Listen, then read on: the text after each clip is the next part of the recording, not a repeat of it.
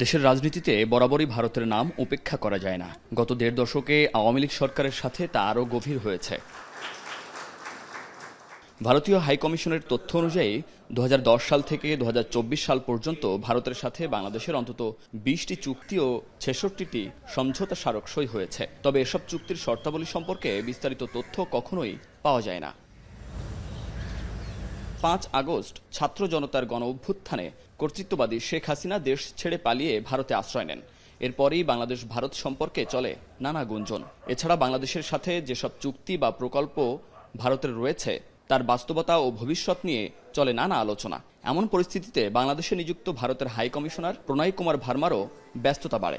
অন্তর্বর্তী সরকারের বিভিন্ন উপদেষ্টাদের সাথে বৈঠক করেন দফায় দফায়। নতুন সরকার ক্ষমতায় আসার পর মঙ্গলবার প্রথম বৈঠকে বসেন অর্থ ও বাণিজ্য উপদেষ্টার সাথে। সচিবালয়ে প্রায় আধা ঘন্টার বৈঠক শেষে প্রণয় কুমার ভার্মা বলেন, আগের মতোই এই সরকারের সাথে দ্বিপাক্ষিক সম্পর্ক এগিয়ে নেবে সরকার। এমনকি আশুগঞ্জ ও আখাউড়া সড়কের মতো কোনো প্রকল্পই স্থগিত হয়নি। We also have important interaction in areas like science and technology, which is under his charge. Our development cooperation projects, many of them, as he mentioned, are important big projects which have been identified by Bangladesh for their own benefit, and we are happy to take them forward. Of course, there will be issues in implementation which we will have to resolve through mutual cooperation, but our approach moving forward is a positive and constructive.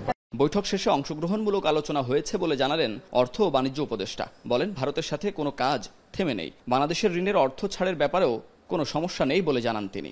Cooperation will continue. There's some issues about disbursement. They will be sorted out. Then there will be some future press also. We will not just stop at whatever we have got. They also offered something, and we have also devised, and we will talk about those projects. Bharat থেকে 3বারে line of ক্রেডিটের মাধ্যমে $736 কোটি ঋণের মধ্যে $180 কোটি পাওয়া গেছে। বাকিটাও দেবে ভারত। তবে আজকের বৈঠকে ভারতের ভিসা ইস্যু নিয়ে কোনো আলোচনা হয়নি বলে জানান অর্থ উপদেষ্টা ও ভারতীয় হাই কমিশনার। মুন্নাফ রশিদ, এখন, ঢাকা। শিয়া বাটার ও ভিটামিন ই সমৃদ্ধ lily glam beauty soap. Lily, always beautiful.